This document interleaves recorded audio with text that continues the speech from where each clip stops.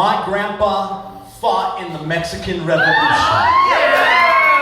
He took a piss next to Emiliano Zapata and smoked a leño with Pancho Villa. He was a veteran of World War I, II, Korea, and Vietnam. He taught FDR how to cuss in Spanish.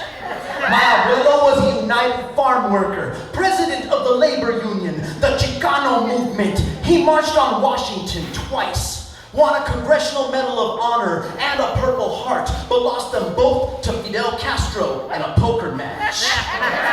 He was a Mexican professional wrestler, known only to the world of luchadores as El Chingon, the great-grandson of Geronimo Apache Warrior.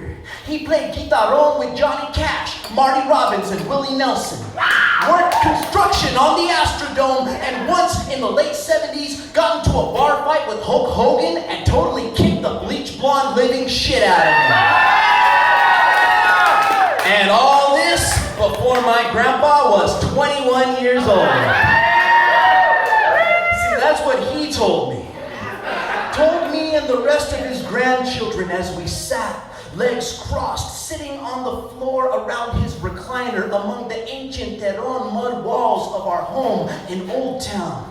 Grandma called him mentiroso, a liar with a mouth as vast as the West Mesa that hid the sun after dark. But he was no liar. He was a storyteller. And as a child, I dreamt of his legends.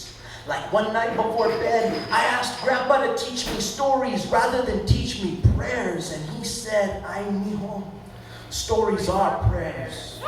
They're songs sung to the ears that you will never see. They will hang in the ears of the young and split their tongues long after your breath becomes the sunset." My grandpa's stories were his truth, testament to a beating world flowed beneath whatever memories the future would hold. And we sit on the floor and listen to the time that Grandpa walked to Old Town Plaza, shook President Clinton's hand, and told him a joke. And 3 years later, when he walked to the same plaza, shook President Bush's hand and called him un pendejo, estúpido cabrón. And he swore that was a joke too. And we listen of he and Grandma's first kiss, their hearts two stars in the desert night. I have always wanted to tell a story like him.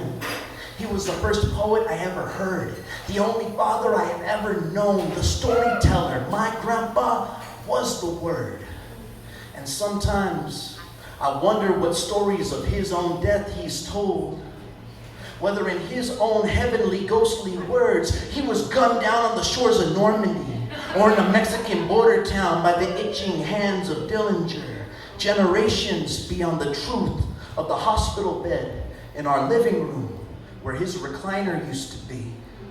Truth in cancerous bones, gusting from swollen, withered lungs. What tales of heroics then, when our breathing ancestors become the soil that stains our flesh, that sunset in our skin, and we become their stories. My grandpa was a liar and soothsayer, a guitarist of burning words. He is the prayer, the song, and the story that will hang in my ears, split my tongue, and be sung with every memory in my breath.